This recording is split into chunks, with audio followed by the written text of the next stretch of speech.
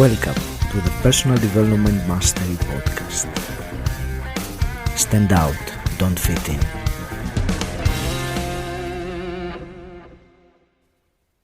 Welcome to the podcast. This is the second part of the interview with Emma Estrela. If you haven't checked out the previous episode 18, go back and have a listen to it, where Emma talks about the Wim Hof method, immunity, cold exposure, social distancing, and also the freedom of going off grid. Shall we talk about breathing, which is, I intentionally left that topic because it is actually the thing that I wanted to explore more with you and discuss more, because breathing is, you know that better than most people, that breathing is something we all do, yet most people are not even aware of it. So tell me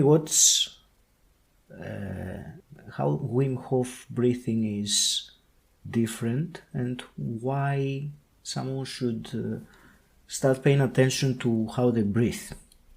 Yeah, sure. So the breath for me is very powerful. It's enabled me to unlock my early life trauma, the tension, anything like that I didn't even know was going on. It's enabled me to run a marathon with no training. And that's just purely on breath work.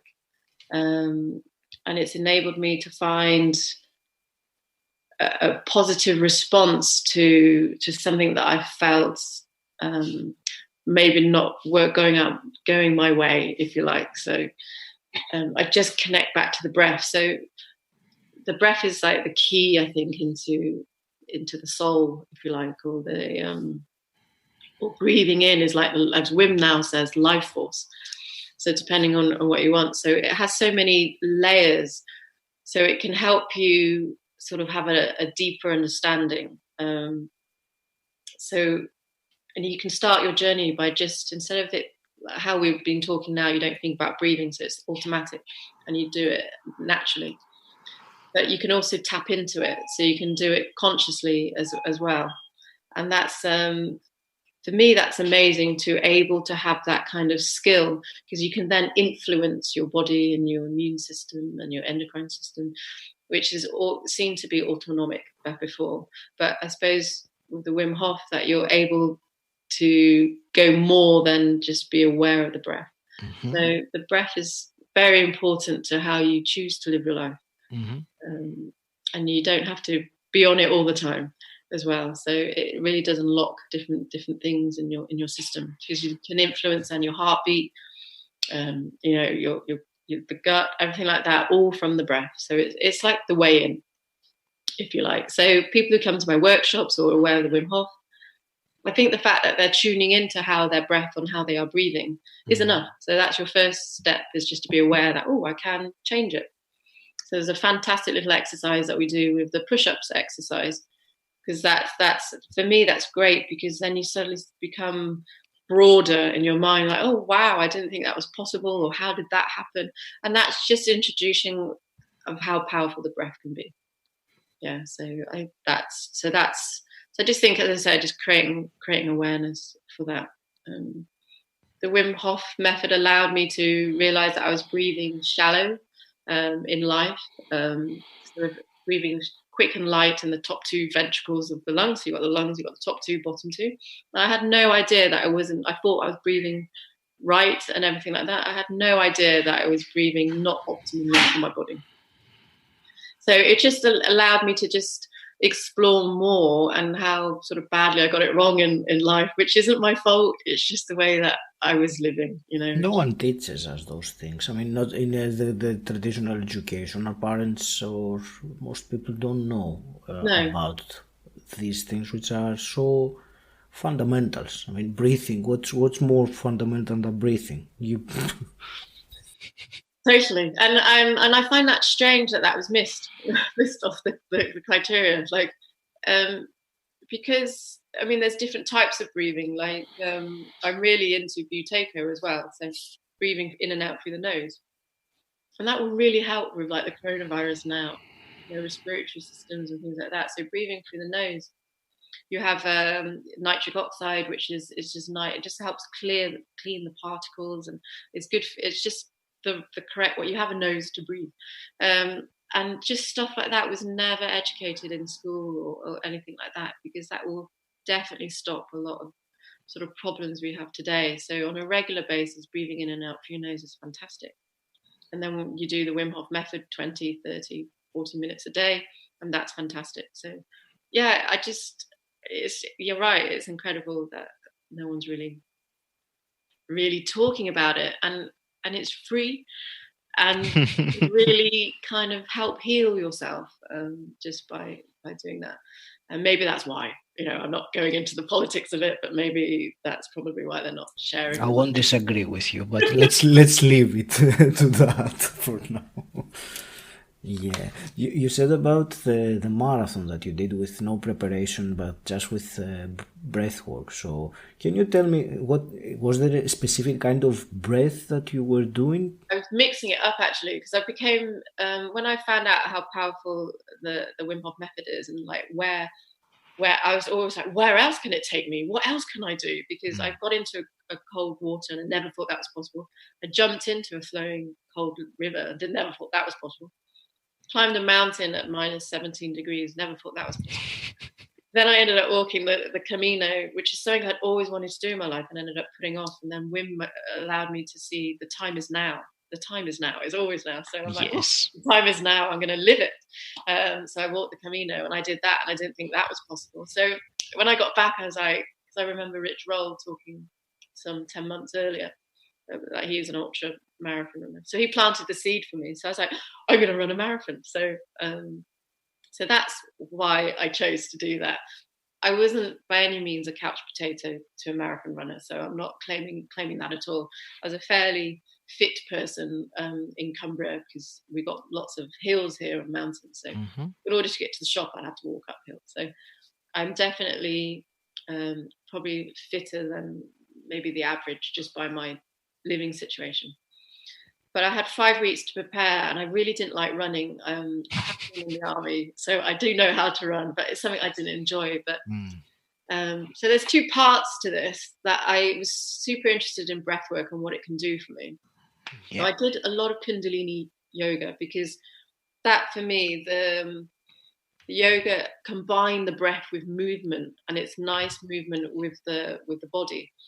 So I saw that as a really nice moving meditation where you focus on the breath and do that. So I did a lot of Kundalini and a lot of sort of different kind of exercises with that. I did something called I call it the diaphragmatic activation exercise breath, because I figured that the only thing I need to strengthen is my nose and diaphragm, and really build up that muscle, because I was told in Poland that the most underused muscle in your body is the diaphragm. So I thought, well, if I exercise the diaphragm, then that will enable me to do my ultra run. And this is what I share now in my workshops. I still share that quote, the most underused muscle in your body is the diaphragm. So I thought, I just need to exercise my diaphragm. So that's where Kundalini came in, the diaphragm activation exercise, the Wim Hof method breathing, and also the pt.2, which is breathing in and out through your nose. So at night, you sort of tape your mouth and breathe in and out through your nose, which is nice and calming. So I was just doing that really for 5 weeks, and I was pushing my body further and further. That I didn't know at this time that it was doing altitude training, if you like. So I was getting more comfortable with the carbon dioxide and the oxygen ratio in my body. I said I didn't really know that part before. I just knew that I could do stuff for longer without feeling dizzy, if you like. So I had that, and I figured that was a good thing. And I cycled. So my endurance side was the cycling. So I cycled everywhere instead of running. I do believe you use the same muscle groups, just easier on the knees, maybe. And I have bad knees, so that's the reason why I don't enjoy the running. But I was the only one actually to cycle to. I wasn't the only one to cycle to the marathon, but the ultra marathon, I was the only one to cycle there. Everyone got dropped off in cars. And I was like pedaling along, cycling, and I was like, where's the start? And they're like, really? Like, I just need to park my bike somewhere. So So yeah, it was a really nice warm up. But so I saw the run at the time, because I'm not addicted to running. So normally you swap one addiction to another addiction, and running is not my addiction. I've never done it since. Not so it was just a one-off marathon and an ultra marathon. But reflecting it a year later, so when I was doing the run, I completed it, and I was like, wow, what else can I push my body to do, and everything like that. So going back to that, and then the ultramarathon, I was like, wow, it's amazing. And then I went to see a medium actually, and the medium said to me, you can carry on doing all these things, and you'll be successful, because that's your strength. Play to your weakness. So I have like the sun and the moon, complete opposites. So I could be very sort of nurturing, and at the same time I could be super strong with the sun. So depending what you believe in the astrology. So I just like, yeah, good point. So I said, I can carry on running and I won't cause an injury and it'll be fine. She goes, yeah, you carry on running, you will always complete the race because you've got that determination, but you really need to play to your surrender, which is what the water was playing for me. And so yeah, so there's two types in the fitness. You can have the grit and determination, yeah, I'm going to do it, or you can just surrender to what is, and then you can go further, if just by letting go of your mindset and just run, be in the moment, and that's beautiful. So that came alight when I was doing the running, that I just, because it was so long, I've never run that distance before. You surrendered. I just surrendered into it rather than the grit and determination. So when I saw the medium afterwards, when she said that, I was like, yeah, so I get that. So how do I play to my weakness, which is the surrender? So she goes, I just see breath work in your path. I don't know what it is, breath work. And I was like, oh, okay. So that was when I decided to take the instructor course at the academy. All right. I'm a Wim Hof instructor.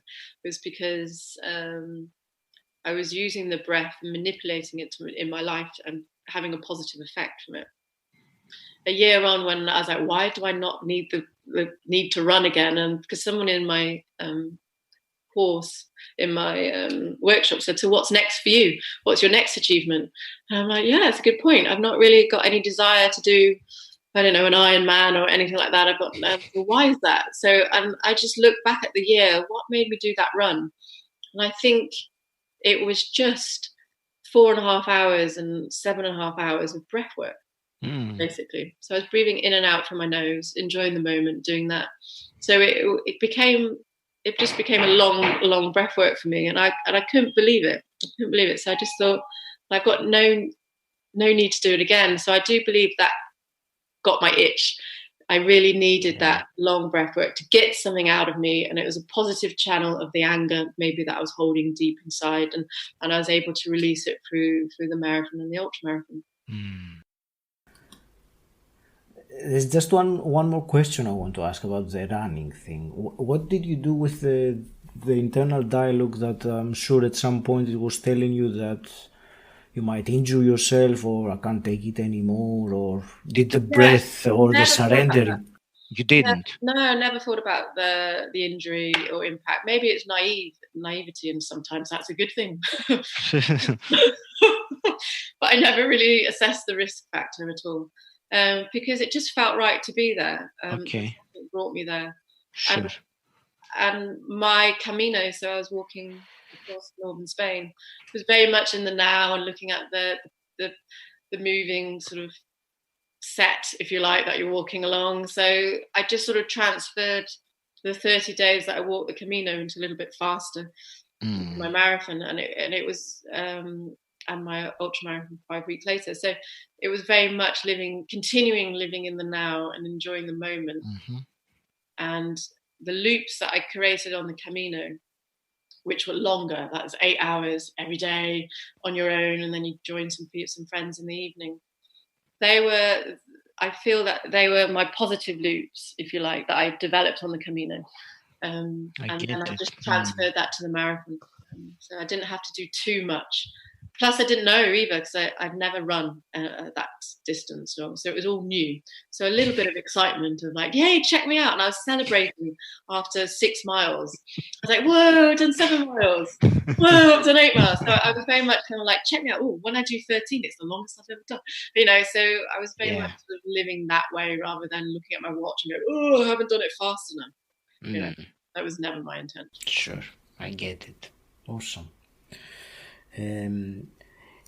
Emma, I have some quick fire questions I wanted to ask you, but I'm wondering, do you think we could do a little breathing exercise for the listeners as well? Is there something that we could do through the podcast, you think? Yeah, of course. Yeah, I can do I'll go through like a round so they get the idea. Okay. Yeah, for sure. Are there any precautions or anything that... Yes, we say not to, if you've got epilepsy or sort of pregnant. In fact, actually, that's interesting about pregnancy. We say pregnancy, but actually the body knows. So the body's not going to put the baby under any risk at all. So the breathing just won't work for a woman who's pregnant. They have shorter retention times. That's nice that the body knows, but obviously it's a precaution. So if you're pregnant, then don't do the breathing. And I suppose if you have maybe some serious heart conditions as well, maybe to consult your doctor just to check that it's okay. Yeah. Sure. Okay, so you can guide us. I can guide you with the breathing. Okay, so with the Wim Hof breathing, the protocol, if you like, is 30 rounds. So it is circular breathing, sort of deep diaphragmatic breathing. So when we say fully in, so it's obviously fully in means inhalation. So full inhalation, so you're filling up the whole lung capacity, and then we say let it go, which is the exhalation. So the exhalation is where you literally let it go is quite a good phrase because it's like it's no effort. And it's Wim's now saying it's like one atmosphere to one atmosphere. So it's an easy transfer of a release or the exhalation. So there's no force in the exhalation. There's no using more muscles than you need to, like breathing in, forcing that out. Because there, my stomach went in, my lips went in. I was forcing out. It's just so the best way to describe it is a sigh. So when you breathe fully in, and then the sigh doesn't require any effort. It's very passive. It's very gentle and it's very kind. So those, whilst the fully in is the active, So you breathe in, either through your mouth or your nose, it doesn't matter. Nothing's really been proven between the mouth and nose. I always like to share in my workshops that the longer the practice, then perhaps breathing through the nose would be better. Okay. At this stage, it's not. It doesn't matter. Whatever you feel most comfortable with. So fully in, so deep diaphragmatic breathing. So when you fill in, actually when you breathe down into the bottom 2 ventricles of your lungs, your belly rises because basically the diaphragm is like this, that you breathe in, the diaphragm flattens out and your rib cage opens up and your midriff sort of goes out. So it's like you become like a barrel breather or 360 breather. So when you breathe in, ultimately stick your belly out, if you like. So I know that's...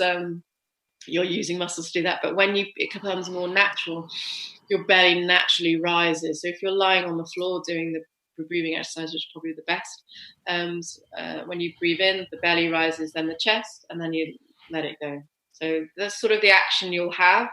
And maybe this is profoundly moving. You're not going to move that much, so it might be just that, and then let down. So it's so when you breathe fully in, belly rises and the chest, and then you let it go with a sigh. And that's it. You do 30 of that. I always say before the last retention, when we go into retention, fully in, fully out. Now, this is where I confuse people and I lose people, which is fun.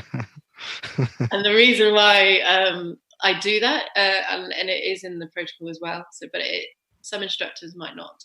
It's a choice, I suppose, now. Is because you're expending the most carbon dioxide. So your last breath, you're getting rid of all the carbon dioxide in your lungs. And then you go back to fully in and the sigh, and then you hold. So after the fully in, fully out, you go fully in, and then you exhale gently, and then you hold. And that's called your retention time. So the retention time can be anything up to 30 seconds to 3 minutes. Okay, so on average about 2. And you just lie there. And that's why I call that phrase actively still, because you're lying there, but actually your body's super, changing. The magic happens, the chemistry is happening. And you've got a lot of things going on in that time when you're just lying there. And it's a beautiful time just to scan the body and really feel what relaxation means to you. And that is when you're in your parasympathetic. So you relax. Then the next thing to do naturally is to breathe in. So obviously if you've done your exhalation, hold for tension. The next one will be inhalation. So when you feel the urge and you get that kind of tightness maybe around the diaphragm, that kind of pull, that's the time, no force. When you feel like doing it, just breathe in. So you inhale, and then from there you inhale, you hold that breath. And you have a choice just to hold, and that's really powerful. And you can feel the belly rises and the chest, and you kind of feel the hold in your chest area. And it's quite nice. With that kind of area there, you can choose to push up to your head, like Wim said, you can squeeze to the head. Yeah. Basically, the squeeze to the head is where you're putting more oxygen into your head, which doesn't normally have the oxygen on a regular basis. So you're probably feeding the pineal gland, if you like. So you're squeezing up to the head. And I always say now, squeeze with love. It's not a bad squeeze where your ears pop and anything, anything like that. It's just nice, kind, love, squeeze to the head. Do you know what I mean? And that's it. And you just hold that for about 15 seconds. Then when you're ready, just let the breath go. And that's the end of one round. And it's normally when I share that, everyone's like totally confused. But when you're fully guided, you've got nothing to worry about, and it just sort of come together. Yeah. And then obviously you repeat a second or a third time, or how many times you feel. But it's normally 3 rounds, 4 rounds to get the full effect of the chemistry change in the body, if you like. So, and it's also there's where the word commitment in the Wim Hof. Because after the second, your mind is resisting, going, let's get out of it. I want to do the washing up or whatever you want to do. But actually focus on the breath. So between the second and the third, normally is where the commitment is like, no, I'm here to stay. I'm going to do it well. So there, and that's when I find that you can, once you push past the conditioned mind of resistance, you can really explore your body and go further. So yeah. Awesome. I'm very happy to guide one round if you wish. Oh yes, absolutely. I'm looking forward to it. Okay. So now I've explained it and you're completely confused. You just follow, follow. And I'm just gonna time. Okay. Okay. Right. So the idea, I suppose, is to be in a comfortable position. Lying down is the perfect one. You might feel cold extremities, like hands and feet. That's only because you're tapping into the hypothalamus, and you can change the body temperature. So they're all normal reactions. You might feel dizzy, tingliness in the hands and feet, or new pulsating in the body. Again, all normal reactions to this breathing. I always like to say do it lying down. It's fine. It's because you might get lightheaded. Again, that's normal. And if you're lying on the floor, you're not going to get any lower. So Am eyes open, eyes closed? Does it matter? Good one. I always, I think when you're doing the breathing, it's nice to have your eyes closed. And I always say, look, go to the third eye area, so it's in between your eyebrows, and just rest your eye there. Interesting. Make your eyelids heavy, so there's no need to open them up. But if you want to have them with it open, then that with your eyes open, then that's fine too. Whatever you feel most comfortable. Sure. So if you just get in a relaxed state, now just focus on the breath. So become aware of the breath and find out where it's going. So whether you're breathing in through the mouth or the nose, it doesn't really matter, but just be aware of how you're breathing. And then with the next inhalation, just breathe deeper. So you're going to get the breath in, and so you're sort of breathing towards your toes. So you're really now filling up the chest. And as we start the Wim Hof breathing, you fully in, so the belly rises and the chest, and then you let it go. Inhale, expand. Exhale, relax. Inhale, expand. Exhale, relax. Inhale, expand. Exhale, relax. That's it. So you're breathing fully in, as we say, and let it go. So fully in is the inhale, and letting go is the exhale. So you do about 30 of this, fully in and letting go. And every breath you take, go deeper into your body. And every exhalation, just relax a little more in your body. That's it. So I always say it's circular breathing. So with every inhale, it's followed by an exhale, followed by an inhale, followed by an exhale. So it's circular breathing going round and round. And if your mind drifts, then just focus on the oxygen coming in through the mouth and nose and coming into your system and diffusing out into your muscles and your cells. Make that the focus. Last 5, fully in, letting go. 4, fully in, letting go. 3, as deep as you can, and letting go. 2, as deep as you can, and letting go. 1, as deep as you can, and letting go. And finally, all together, full breath in, full breath out. Excellent. Full breath in, and let it go like the sigh. Let it go and hold. Now, this is your attention time where you no need to breathe. And this is where you can scan your body and just feel the body.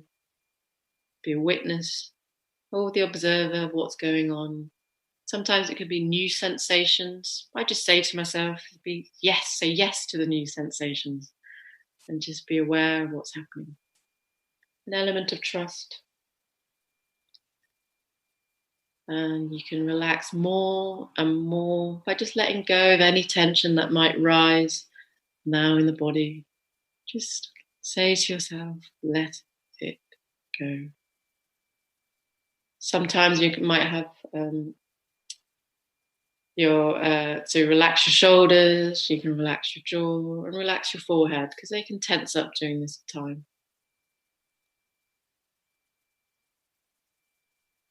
Doing really well, and just feel the body.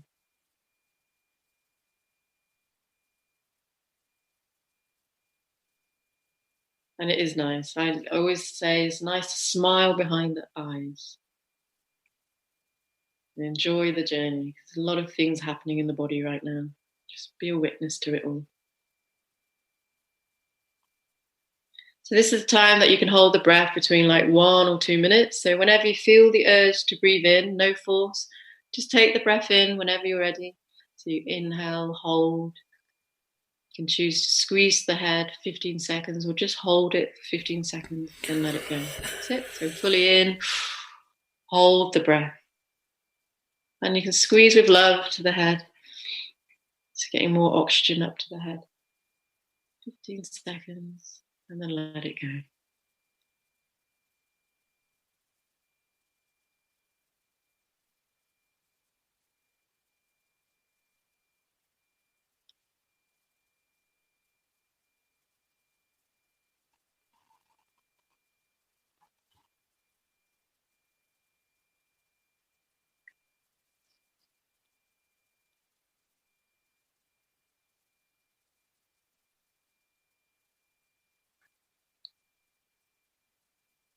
And that was just like one round of the breath.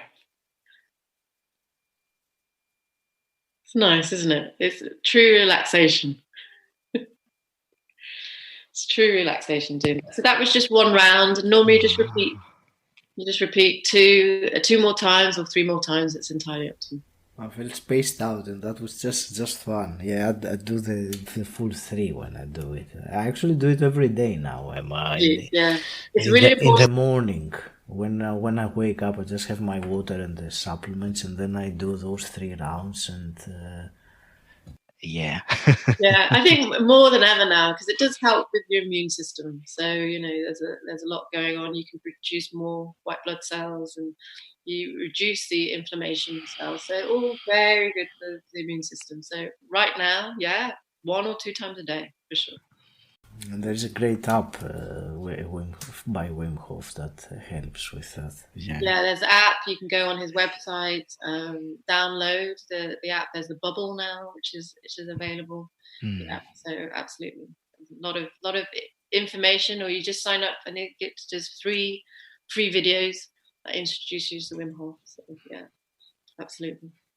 It's Fantastic. all out there. Thank you for that. That was I enjoyed this little private session of breathwork. Well, I get used to it online now, so I will I will certainly post especially that part of the video sooner than the whole conversation. Emma, let me I need to find my pace again. I'm a little bit like pace man. I just want to ask you some quick fire questions as well. What does personal development mean to you?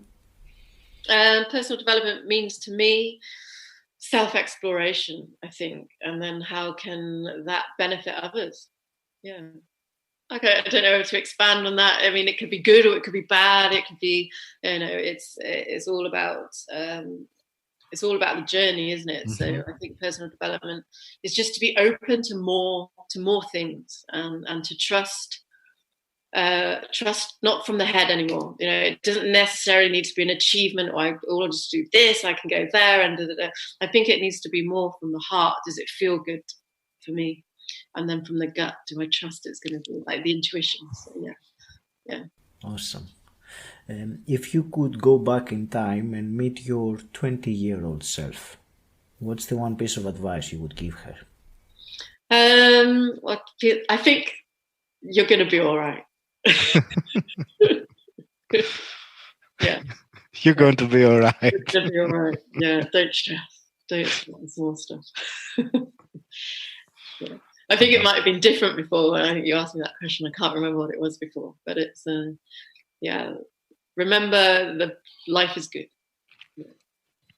I think it's impossible just to isolate one thing. It's difficult, isn't it? I mean, there is so much experience over the years that it's difficult, but it's part of the beauty of this question, to find out what's at the moment. Yeah, sure, absolutely. All be well.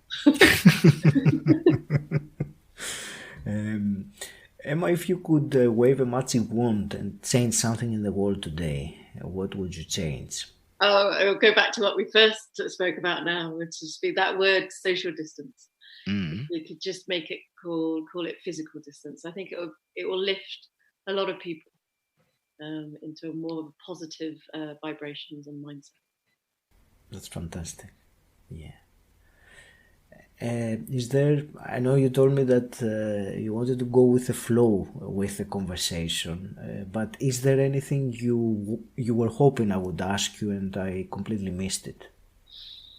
No, I think I've probably been more honest on this podcast than I ever have been. And it's gone. You're so easy to talk to, and I really like our flow. So no, I think that kind of covers everything. Yeah, we really have covered a lot of topics on here, and Absolutely. I think name of anything specific. Actually, that's what I like about chatting to you and things. It's the flow is easier to relate and share. So I didn't have. I must say this. Right. If anything, I probably said too much. But there you go. How can people connect with you? Will they be able still to connect with you now that you'll be off grid? Sure now. Yeah. I'm available on LinkedIn. I think it's Emma Estrela. Mm-hmm. I have a website which is www.emmaestrela.com. My Instagram as well. You can connect, and I've got some messages through there. Also Facebook Messenger. So there's plenty of ways to contact me. Also on the Wim Hof Method platform. If there's nothing else you remember, Wim Hof Method. She's an instructor. You can just message me through there. I'm doing some actually one-to-one coaching now. I've got a couple of people. I just have an hour a week, and it can be split between half an hour one day, half an hour another. And we just go through the Wim Hof and whatever they feel at the time. But obviously, I go with there is no program, but there's obviously a program, and it will just deepen your awareness and your connection with the method. So I'm sort of doing that. Mm-hmm. With me going off grid maybe next week, I'm not sure quite what's going to happen, but I will be tapping into 4G, if you like, a couple of times a day, but I probably won't be available as often, which is no bad thing. No bad thing at all. We are constantly hooked into the internet nowadays, and even more now that we're at home than before. So I don't know if 25 hours a day. Yeah, totally. So, but I will be tuning in a couple of days, obviously a couple of times a day, and I'll marry it around with my calls then and stuff. So you will be able to get hold of me. And I might not like off grid, and I'll be like, oh. So you never know. I never know what my future is. But I'm going to keep me up to date with what's going on. And I'm looking forward to your blog about the experience. Yeah, exactly. Yeah, totally. It would be, it feels really weird. When I made the decision to get my car better equipped to go off grid, and I went to come stay at my friend's, I felt like Thelma and Louise, but not wanting to jump off a cliff or anything like that. I was like, freedom, but I have no idea what the outcome's going to be. That's part of the beauty of it. Yeah, they're unknown. Yeah, I'm going to trust the unknown, which is really what we have been living in. We just built this kind of thing of routine and stuff, but actually everything's unknown, really. That's true. That's absolutely true. Emma, I want to thank you very much from my heart for your time and the information, your wisdom, and the little breathing session that you shared with us. I want to wish you all the very best with your, your journey of what was it, the true identity. Keep on, and. All the very best. Any parting words? Thank you. Any parting words? No, just don't be afraid. I mean, I still am. Judgment. Don't be afraid to be yourself. I think now more than ever to explore. So, passing words. Just if you've got that inkling, just do it. Yeah, whatever that will be. Say whatever you need to say. Be whatever you need to be. Because this is a great energy and time to change and address what you really want. Fantastic. Thank you very much. You're welcome. Thank you for having me. So cool. Thank you. Thank you, Emma. Thanks.